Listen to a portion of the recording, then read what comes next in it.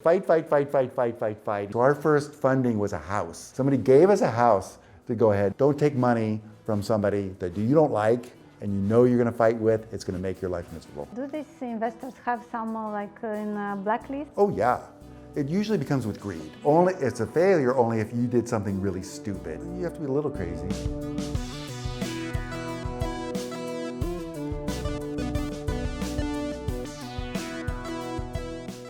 Rick, hello. Hello. And welcome at Startup Ckup. Thank you.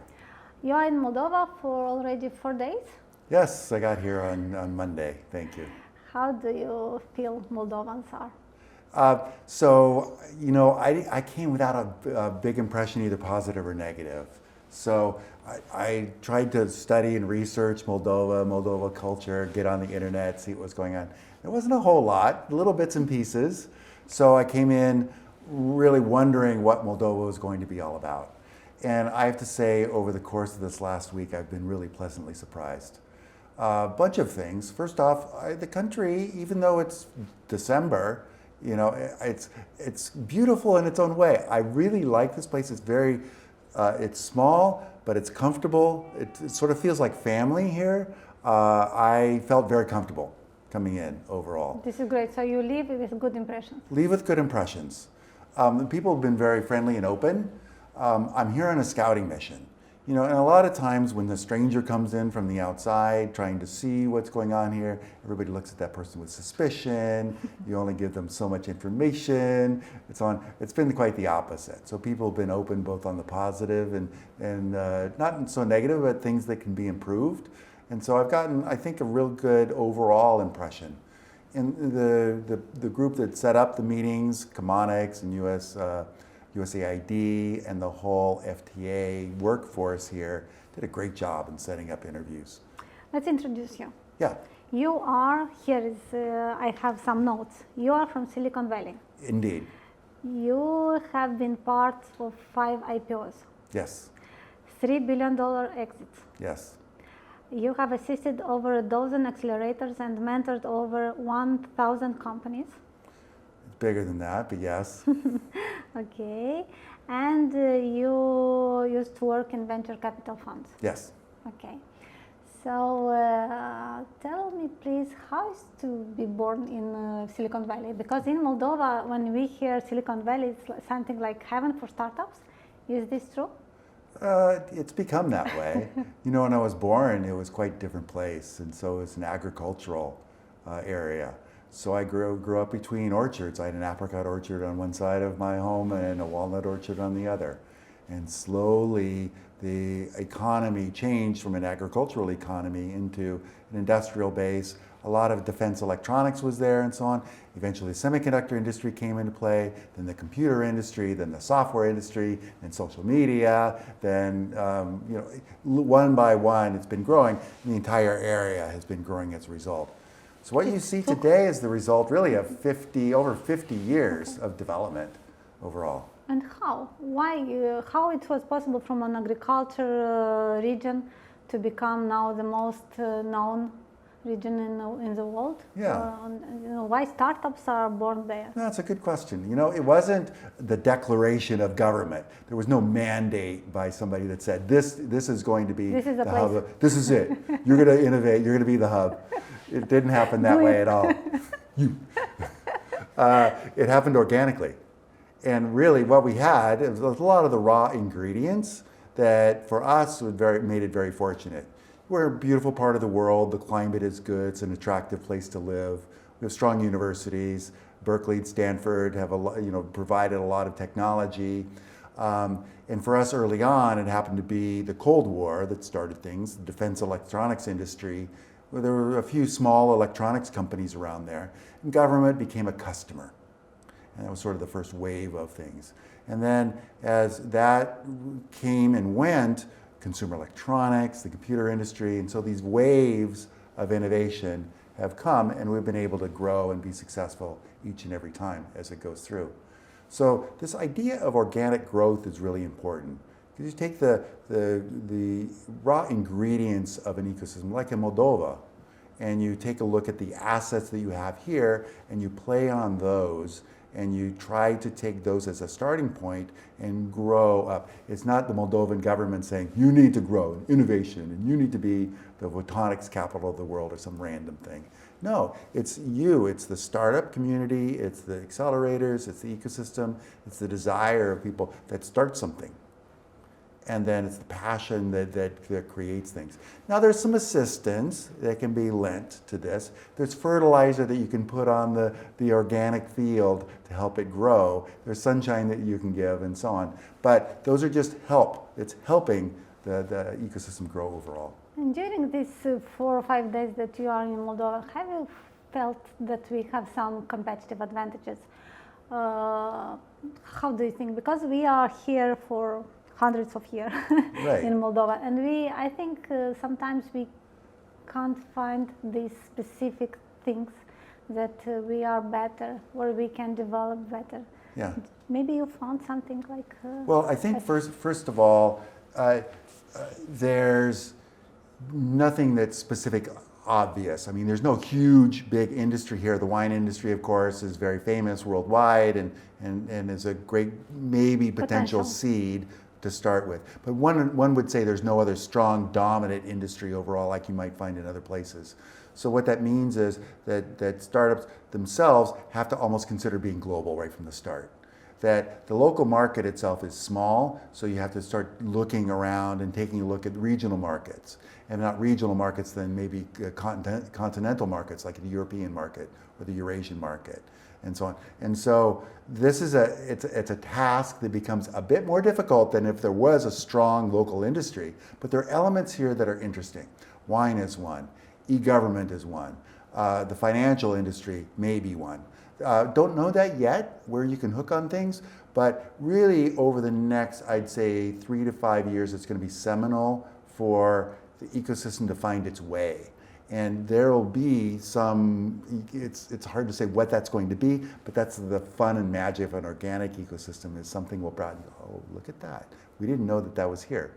There's elements as well. There's a fashion tech accelerator here. One example could be, and lightning strikes.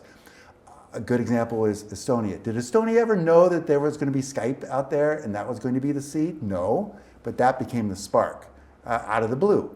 Yeah. And I'm expecting if we provide the raw elements and fuel to the ecosystem, that something like that can emerge. No, I was born in Moldova, and I feel that sometimes we will lack this global vision. I used to work with startups 5 years already, and also with SMEs for more than 15 years.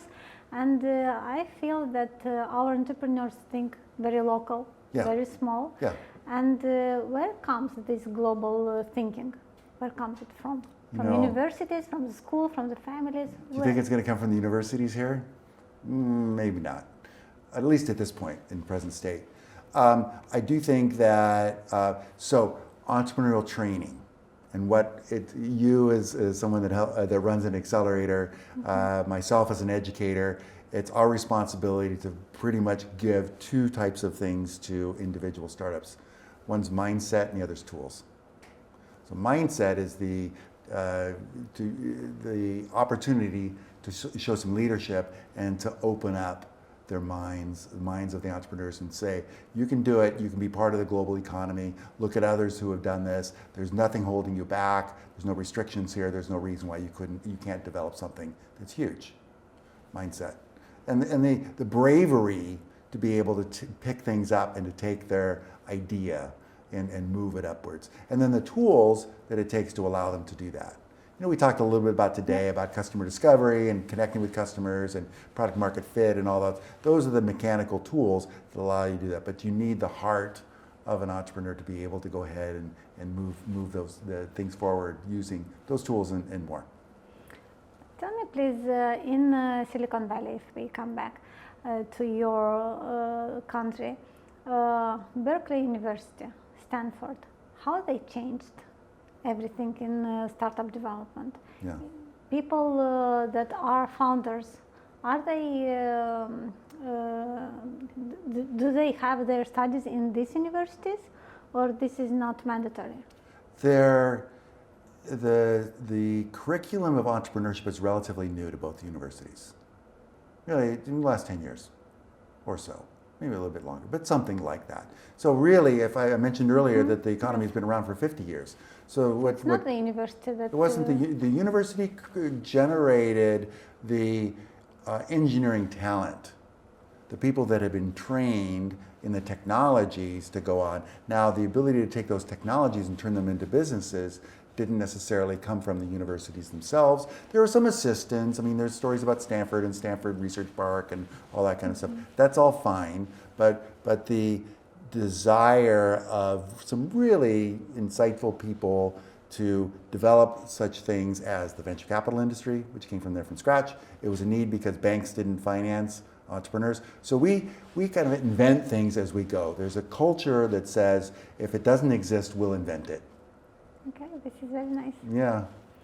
Tell me please about, let's discuss more about venture capitalists. Sure. Because you said, and we dream, I think, in Moldova to have some venture capitalists. We don't have. Right. We have business angels that are ready to invest. I think if you will meet them, they will say that they have money and they don't have startups I believe that. invest.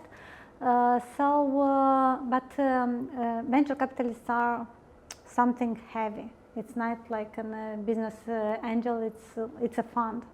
What are the risks if a venture capitalist comes, for example, in Moldova, or we don't have any risk, or we don't have any chance for a venture capital fund to come here? What comes first? Is it companies or money? Tell me you, please. I think companies come first. So if we're able to build something that's worth investing in, the investors will come. And so that's the task at hand right now. If we're looking at this point in time as time equals 0 for the start of an ecosystem, really it's important to go ahead and build companies with global vision and value that's worth investing in. They're strong enough. So problems, ideas, companies, chicken and egg. Money. Yep. So it's really if the money were here, you don't really have strong enough individual startups. There's a few exceptions. Don't get me wrong. Yeah. But for the most part, the development of strong enough startups to attract investment from local angels and from regional and foreign investors. That's the task at hand. So if we fast forward months, probably 3 years from now, take a look at that. If we've done our job properly, there are going to be enough startups to attract venture capital, probably regional venture capital that comes in and does things. And if that's successful, there's enough of a pipeline to go ahead and maybe set up a domestic venture capital industry. But that shouldn't be a goal right now in the short term. It's the development of something that's worth investing in, and then investors will come.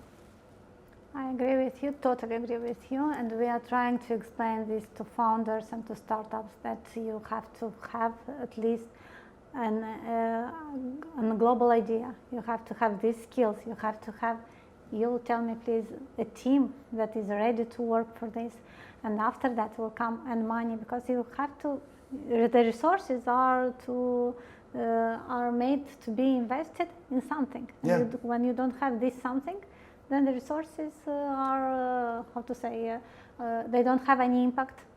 And it's like more, it's not a resource, but it's spending money. Right. Yeah.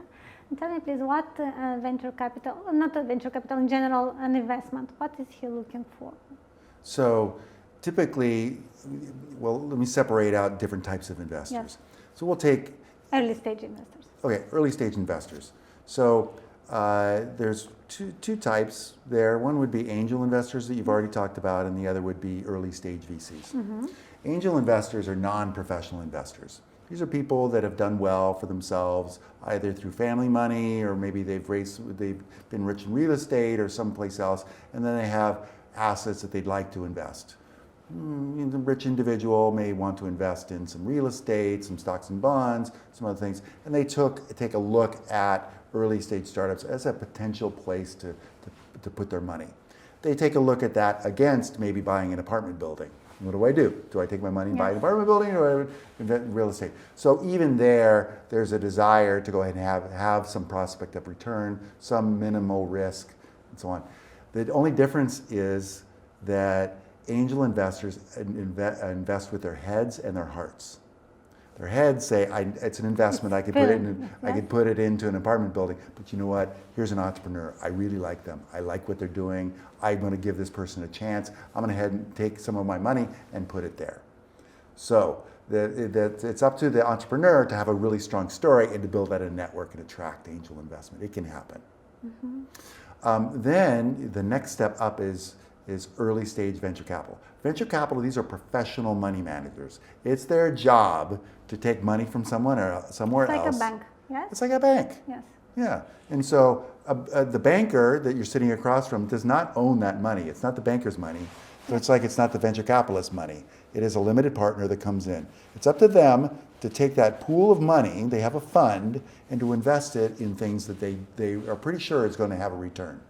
And they measure and they look at risks and so on. So you have to have a lower risk profile and a higher opportunity potential than other investments. So they'll take a look at this company in Moldova and that company in Ukraine and this company in Poland and this company somewhere else, and they'll look at them and say, I want to put my money here.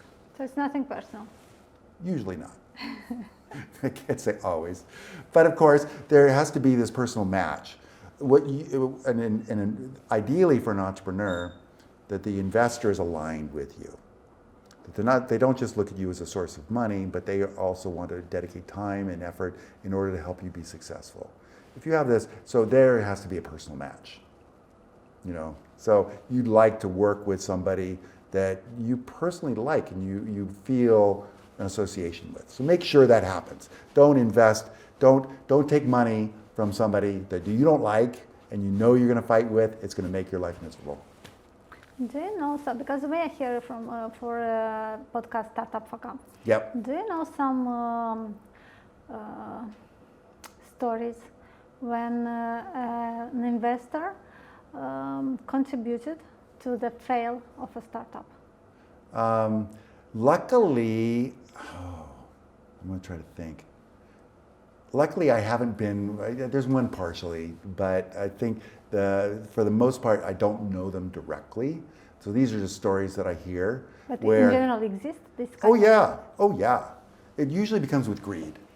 Mm-hmm. So a startup, let's think about the journey of a startup. You have an idea, you have a product that you want to bring to market, you do your best to bring it to market, you do your best to develop a sales channel, you do your best to develop traction, you have a path. You keep your investors informed, a good investor will line up with you and try to do things. What if the market shifts? What if a brand new competitor emerges? What if a better technology shows up? Something like that. How's the investor going to handle it? The fact that what they thought would be a 5-year exit might not happen in 5 years, might happen elsewhere. A good investor will work with you and try to fix the problem. Have you pivot, do something else, maybe help you raise some more money. A bad investor will not. A bad investor gets upset, gets pissed off, and basically it makes your life hell. Why aren't you taking my money? Why am I not having my exit? It works counterproductively to you, and if that happens, that argument can basically be a downward cycle and kill the company. The company's no longer able to raise money because you have an aggressively angry investor as part of there. Is that going to attract other investment? Is somebody else going to do that? Mm-hmm. No way. Nobody wants to join that team anymore. And so the company dies. I've seen that happen several times. So it's the greed of that investor that contributed to the downfall of that company. And do these investors have some in a blacklist? Are they there or not? Do you have a blacklist of investors? This investor, they got angry and turned stuff down? Yeah, they get a reputation, and people would not want to work with them. That's why Silicon Valley works as an ecosystem, because it feels big, but it's small. Mm-hmm. So the reputation gets around. And if somebody has tanked a company and done something poor, their ability to be part of a syndicate and be invited to invest in other investors starts to go away, starts to dry up. Their fund, too, remember, it's their job to exit on behalf of an angel investor. They're not going to be able to raise another fund. So this investor, this poor investor, goes away. The good investors rise, the poor investors fall out of the system pretty fast. interesting. Yeah. What about in Moldova? As we discussed previously, we have very low acceptance for failure in general. Yeah. And this is not only for startups, but it's when your children has done something bad. It's a shame for you as a parent.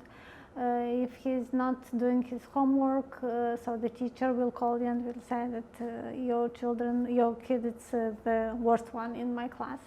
And this shame, we grow, not all of us, but a lot of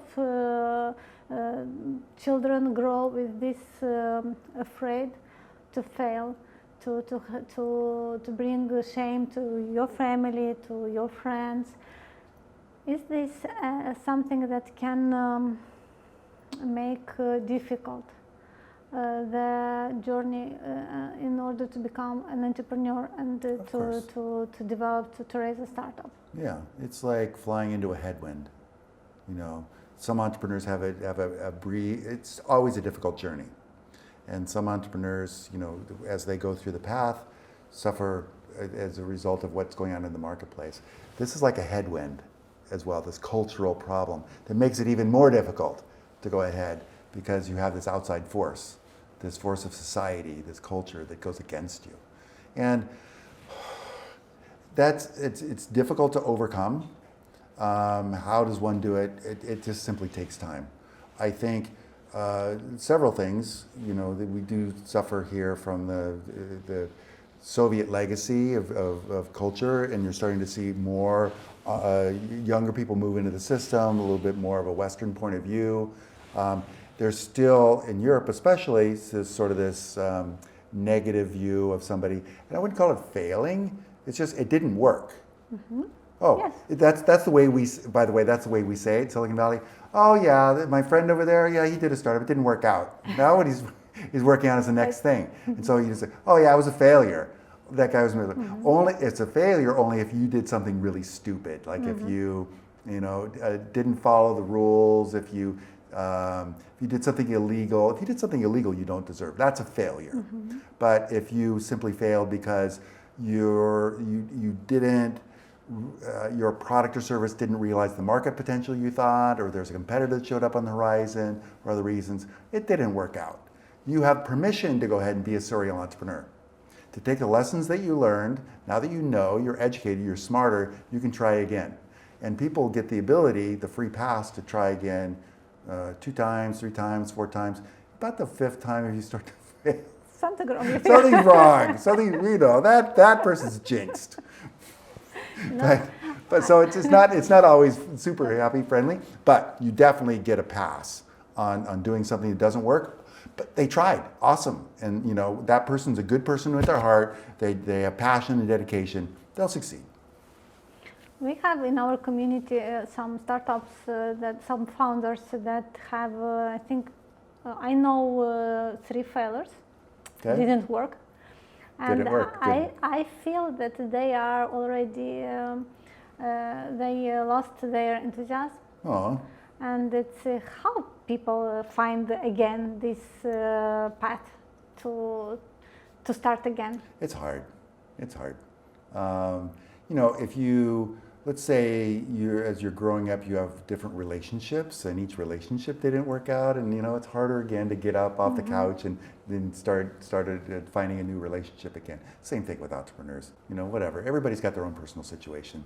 It's not a requirement to get back on the horse and start to try again. It's admirable if they do, but it's people understand. It's 3 times failing. That's hard. Yes. That's hard. And in they a are row. very young. Now, yeah, but you can have a success and then fail, and have a success and then fail. So if your failures are, if times when it didn't work out are spread across, you know, the ability to sort of stay strong morally can work because you've had some success in between. But how can the ecosystem help these guys? Because they are, for sure, they have the talent, and for sure they will become successful in one day.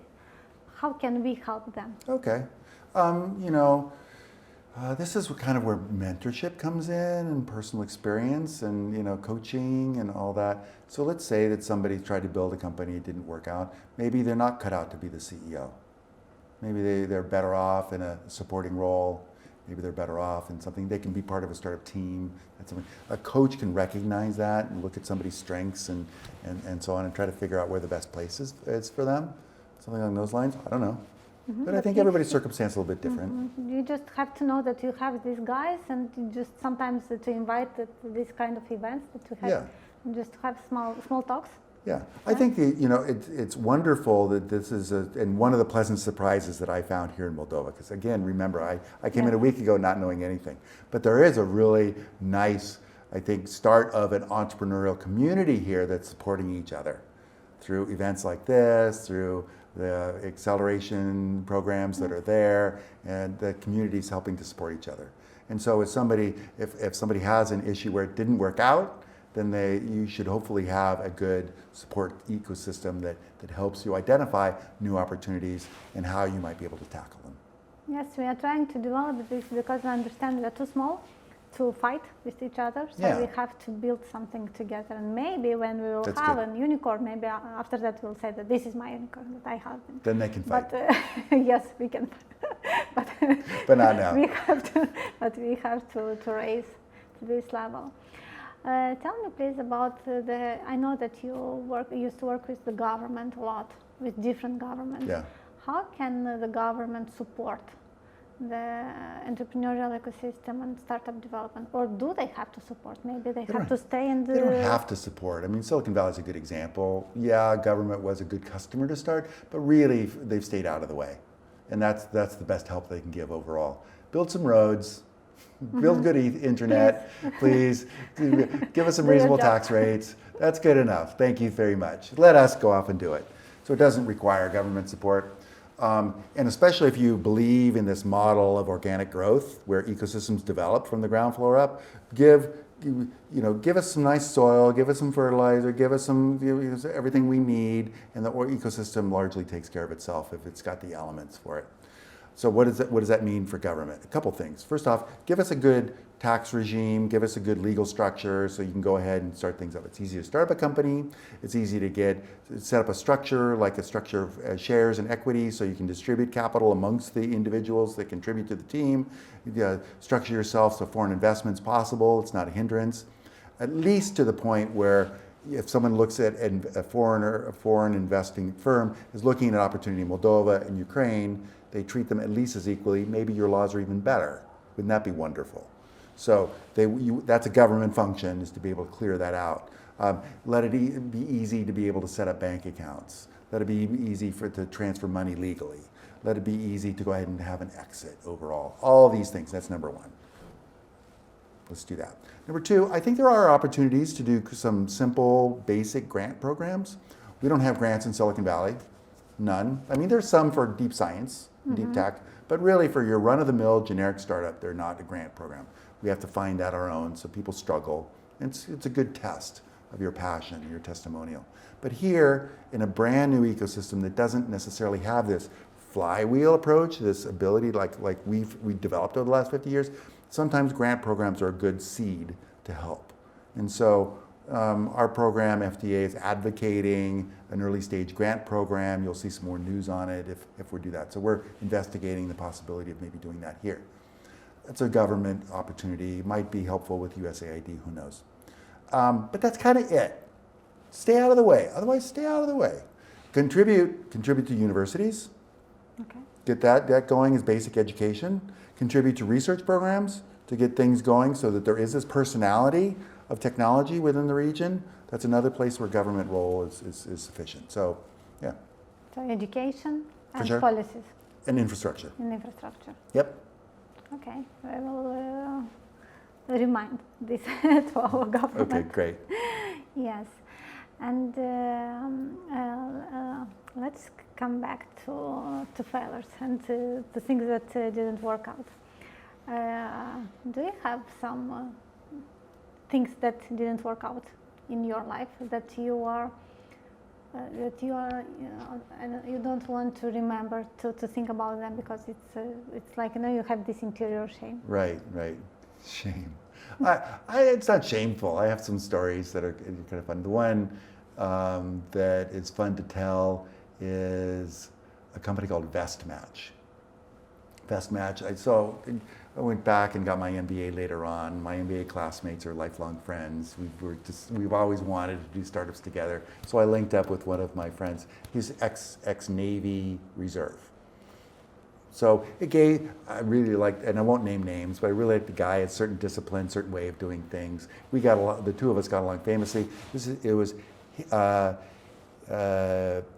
He wanted to be the CEO of a startup. It was a point in time where he felt that he was ready to go off and do that. I developed startups over time, so he brought me into the team. The idea, though, came from one of his Navy buddies, and it was the development of a fund where a family, let's say you had a brand new newborn, a family can contribute money to that brand new newborn to develop a pension plan for that newborn. This gentleman believed strongly in pension plans as a lifelong thing. He had a newborn that didn't have a birthright for that. Okay, that's interesting, group fund and so on. I came in, I took a look at that, I go, why do babies need pension funds? Poor little baby, that's 65 years away or something. But this whole idea of group investment, that's interesting. Maybe we can do a family-based fund for a newborn that could do things. And we took a look around, we ran some surveys, and we finally came up with college funds. Why not? Because that's short-term enough. And a lot of families, especially immigrants, they've never had anybody that's gone to college before. Mm-hmm. So if you contribute money to some child that's able to now go to college, university for the first time, that's awesome. Okay, so there's our market plan, everything else. But my friend, the CEO, there were three people in the Navy that were working together. One was helping us get funding, one had the idea, and my friend, the CEO.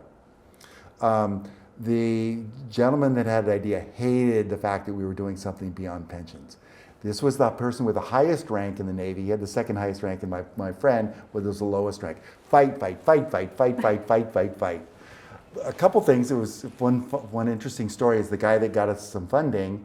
The way he got some funding was that he had a friend that wanted to be an investor, didn't have any money, but was going through a divorce and had a house. So our first funding was a house. Somebody gave us a house to go ahead and so it was a nice house. We cleaned it up. We sold the house, and that was our funding for the company. It was different. Anyway, fight. Eventually, it blew up the company. The investors, the everybody else just ended up going away. I was here with a great idea, and it blew up. We're still friends. It's cool. We all have. It didn't work out. But we have time to do it again. It's a good idea to have this crowdfunding for college. I thought so. We've seen a couple things come out since then. I'd have to take a look. I'll bet you there's some pretty successful companies who've taken that on as an idea. Your three friends, are they entrepreneurs or not now?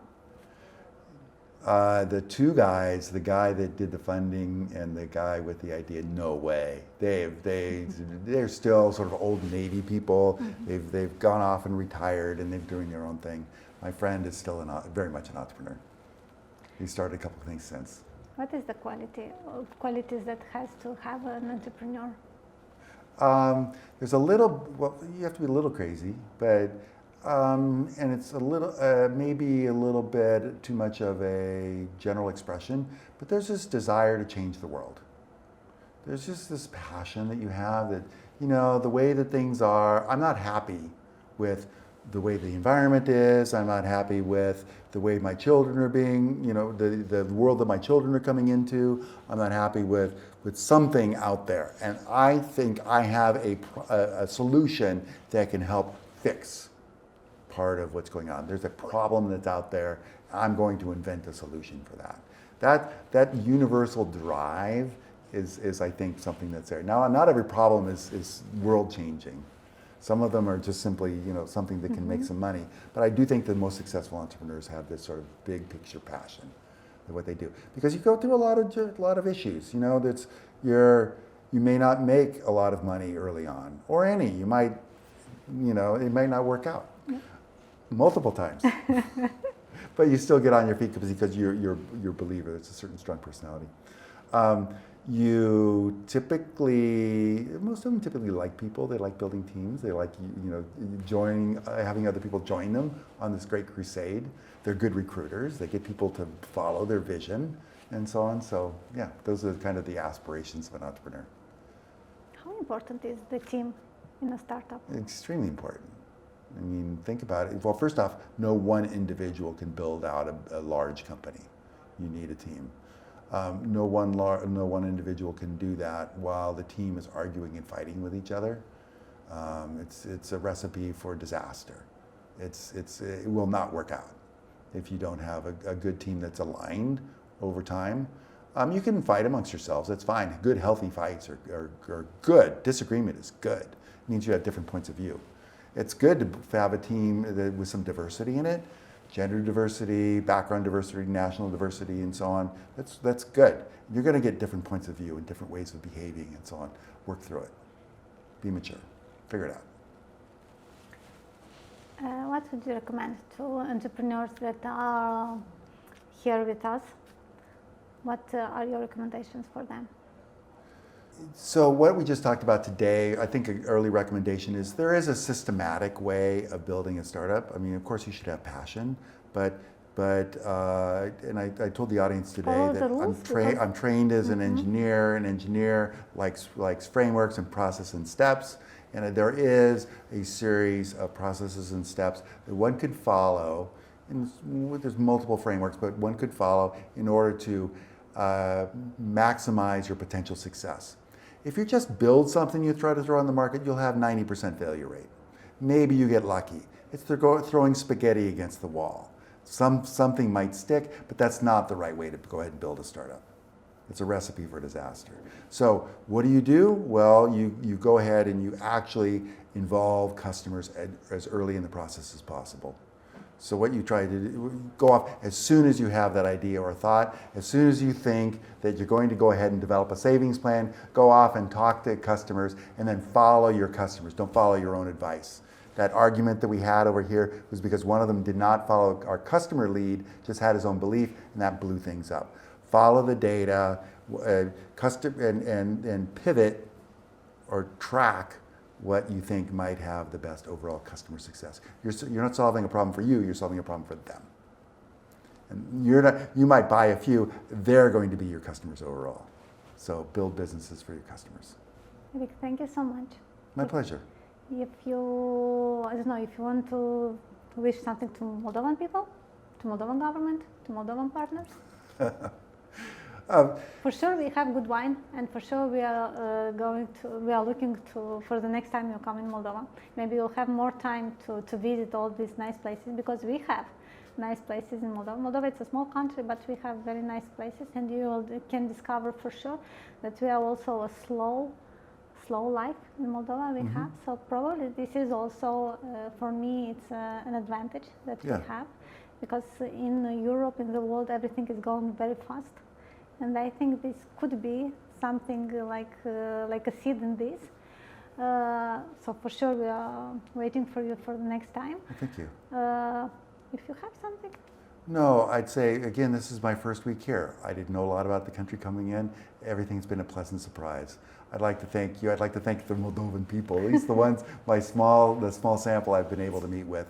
All the stakeholders have been wonderful. And, there's a universal desire to see the country succeed. And that's really clear. So there's a passion about everybody that's from here, that lives here, that works here. And so I'm hopeful in small part that we might be able to help. So follow the passion? Yes, and then some. Thank you so much. My pleasure.